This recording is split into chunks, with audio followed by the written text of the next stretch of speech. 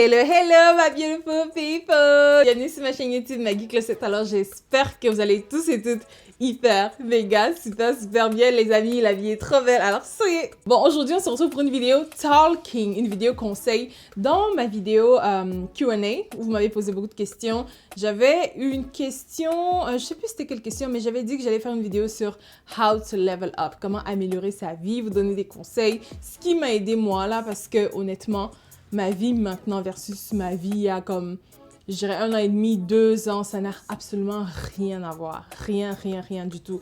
Je dis souvent que ma vie a complètement changé depuis le début de l'année passée, donc janvier 2018, oui, en 2019, janvier 2018. Et ce qui m'a permis d'arriver où j'en suis aujourd'hui, je ne suis pas, loin de moi l'idée de me vanter ou de dire que oh j'ai réussi, non. Je pense que je suis encore en chemin. Je suis encore en chemin vers ce que je suis supposée accomplir sur cette terre. Mais je pense que j'ai quand même fait un petit bout de chemin. Tout petit, mais j'ai déjà fait un petit bout de chemin. Donc aujourd'hui, je vais vous donner les conseils qui m'ont permis d'en arriver où je suis. Et si ça vous intéresse, continuez à regarder. Et suivez-moi sur Instagram. Voilà, on va commencer maintenant. Donc, alors, how to level up, comment améliorer sa vie? La première des choses, c'est savoir qu'est-ce que vous voulez faire dans la vie. Quel est votre but? Quel est votre objectif principal? C'est très important parce que si vous ne connaissez pas ou si vous ne donnez pas de direction à votre vie, vous allez aller nulle part. Il faut savoir où est-ce que vous voulez vous mener et petit à petit, progressivement, le chemin va se frayer de lui-même. Donc, prenez le temps. Hein. Ça peut vous prendre 1 mois, ça peut vous prendre 3 ans même. Moi, ça m'a pris, j'ai su ce que je voulais faire dans la vie quand j'avais 21 ans. Quand je venais de terminer mes études, juste un peu avant quand même d'avoir fini mes études. Je savais exactement ce que je voulais faire. Mais bien avant ça, je pensais vraiment que j'allais finir ma vie comme comptable. Là. Quand j'ai commencé mes études universitaires, je pensais vraiment que j'allais être comptable, avoir ma vie bien menée. Mais c'est comme en fin d'études que je me suis rendu compte de ce que je voulais faire.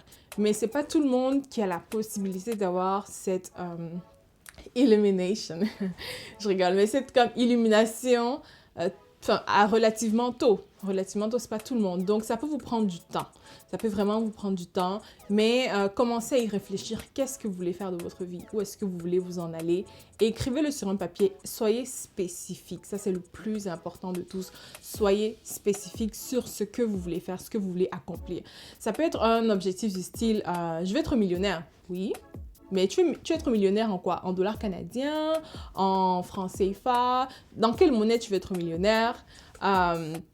Il y a plein d'autres. Hein. Ou peut-être vous voulez être médecin, vous voulez être avocat, vous voulez être... je sais pas, peut-être vous voulez même être dans le caritatif. Pourquoi pas? Vous voulez être quelqu'un qui donne... Quelqu'un qui soit en mesure d'aider son prochain. Et oui, il y a des gens, c'est vraiment leur but ultime. Ils aimeraient vraiment pouvoir aider le plus de monde possible. Donc, prenez le temps de savoir qu'est-ce que vous voulez faire. Et surtout, allez-y dans tous les aspects de votre vie. Donc, côté carrière, qu'est-ce que vous voulez faire? Quel est le style de vie que vous voulez mener? Quel est le type de partenaire que vous recherchez? Ou soyez vraiment spécifique par rapport à tout. Tout, c'est important, hein, c'est vraiment très important. Même vos amis, vos connaissances, quelles sont les personnes que vous voulez côtoyer et tout. Soyez très spécifique, écrivez-le sur un papier. Et c'est la première étape. Deuxième étape maintenant, c'est de réfléchir à tous les scénarios possibles. Je vais prendre l'exemple de millionnaire. Si vous voulez être millionnaire, comment est-ce possible? Comment est-ce que vous allez y arriver? Comment est-ce que vous allez y arriver? C'était dur à dire. Hein? Comment est-ce que vous allez y arriver? Il y a toujours plusieurs chemins qui mènent à Rome. Hein. Comme on dit, tout chemin mène à Rome. Il y a plusieurs façons. Donc, réfléchissez à tous les scénarios possibles. Pour cela, quelles sont vos habiletés? Quels sont vos talents? Qu'est-ce que vous savez faire de mieux que les autres? Ou peut-être un peu mieux, pas forcément le mieux que les autres, mais qui vous démarquerait par exemple. Donc, réfléchissez à tous les scénarios possibles. Comme par exemple, être millionnaire et dire « je veux devenir millionnaire en travaillant comme comptable », ce n'est pas plausible du tout, à moins d'ouvrir un cabinet. Vous voyez, donc là, vous quittez de salarié, après vous devenez comme entrepreneur, vous ouvrez votre cabinet conseil et tout. Mais c'est très peu probable, par exemple, pour millionnaire, de devenir millionnaire en travaillant pour quelqu'un d'autre. C'est rare, voire même très impossible que quelqu'un te paye $1 million par année, à moins d'être le CEO d'une très, très grande compagnie. Et ça, c'est vraiment comme on parle de quoi? Moins d'1% de la population. Donc, vraiment, essayez de voir les scénarios possibles. Ensuite, vous allez avec le plus plausible, le plus probable. Vous prenez celui-là, vous commencez avec celui-là et vous élaborez maintenant des sous-objectifs. Oui, vous segmentez en fait votre objectif en sous-objectifs. Vous allez le faire pour chaque scénario. Donc, le premier, par exemple, vous allez vous dire, OK, j'ai tel objectif, je vais être millionnaire. Je reste sur cet objectif-là. Hein. Millionnaire, ensuite... quels sont les scénarios possibles? Bon, par exemple, je peux devenir millionnaire en étant entrepreneur de produits ou de services. Vous avez le choix, hein, ça marche aussi bien. Il y a des personnalités comme Tony Robbins. Lui, il fait dans le conseil. Il est millionnaire, mais il fait dans le conseil. Je pense qu'il a aussi des trucs de produits. Il doit avoir des business de produits. Je ne sais pas exactement. Mais c'est possible dans les deux cas. Donc, vous voulez... devenir entrepreneur, produit, service. Quel produit, quel service? Vous réfléchissez, etc., etc. Et ensuite, maintenant, qu'est-ce que vous devez faire chaque année? Parce que le premier, votre but global, vous devez vous donner un éventail. Donnez-vous un éventail, un horizon de temps, en fait. En combien de temps vous voulez y arriver? Et par rapport à ça, vous allez maintenant segmenter cela par année. Qu'est-ce qu'il faut que vous fassiez chaque année? Quels sont les plus petits, les sous-objectifs à atteindre chaque année pour se rendre au but ultime, on est d'accord. Donc, après l'année, vous allez segmenter en mois. Quels sont les objectifs à atteindre chaque mois? Qu'est-ce que vous devez avoir atteint à la fin de chaque mois pour vous rendre à votre objectif de fin de l'année? Et après, c'est par semaine, vous voyez? Donc, on quitte de l'année. Ensuite, on passe au mois. Après ça, objectif par semaine et objectif par jour. Oui, parce que si vous continuez à vous dire « Oui, je vais faire ça demain, je vais faire ça demain », demain ne meurt jamais. Demain ne meurt jamais. Donc, vous allez tout le temps vous retrouver à repousser l'objectif, repousser. Alors que si vous vous fixez un objectif par jour pour y arriver, vous allez être plus motivé, vous allez être plus poussé à vous donner pour ce que vous voulez. Donc, comme moi, par exemple, j'ai un objectif par année, par mois, par semaine. Voilà, pour mon entreprise, là, j'ai tout ça. C'est écrit sur ma belle ardoise, j'ai une ardoise là, je peux voir ça en permanence et tout. Donc, c'est juste devant mon lit. Donc, ouais, c'est très, très important. Donc là, ce sont les sous-objectifs. Donc là, ce sont les sous-objectifs. J'ai du mal à parler aujourd'hui, désolée. Donc, ça, c'est pour le scénario d'abord le plus plausible. Après, vous allez le faire pour différents scénarios. Bon, essayez d'avoir maximum 3 scénarios possibles, hein, parce que 5, là, ça devient un peu brouillon. Donc, essayez vraiment de recentrer votre pensée sur 3 scénarios probables. Et puis, vous allez les segmenter en sous-objectifs, de telle sorte que si vous faites les 3 simultanément, on va se dire, au fur et à mesure qu'il y a un qui ne fonctionne pas, vous vous rendez compte que, ok, non, c'est peut-être pas dans mes compétences, vous le rayez. Ensuite, vous passez à autre chose, vous le rayez jusqu'à ce que vous trouviez vraiment ce que vous voulez faire exactement, genre one way, une route, un chemin. Donc, après ça, maintenant, la prochaine étape, c'est quoi? C'est suivre son intuition, écouter votre intuition. Je pense que beaucoup de personnes, beaucoup d'entre nous, on est distrait par les réseaux sociaux, par ci, par là. On est distrait de partout, de telle sorte que, même par notre entourage aussi, de telle sorte qu'on n'arrive pas à écouter notre intuition. Vous savez, il y a toujours une petite voix qui te dit « Oui, tu devrais faire ci, tu devrais faire ça, tu ne devrais pas faire ci, tu ne devrais pas faire ça. » Il y a toujours cette voix intérieure-là et c'est bon de l'écouter. C'est votre intuition, elle vous parle, elle est là pour vous aider. Moi, j'aime souvent dire que c'est la voix de Dieu, c'est Dieu qui me parle. Et pour pouvoir l'entendre, il faut être en paix avec soi-même. Si vous n'êtes pas en paix avec vous-même, vous n'allez jamais l'entendre, tout simplement. Il faut être en paix avec vous-même, en paix avec les autres.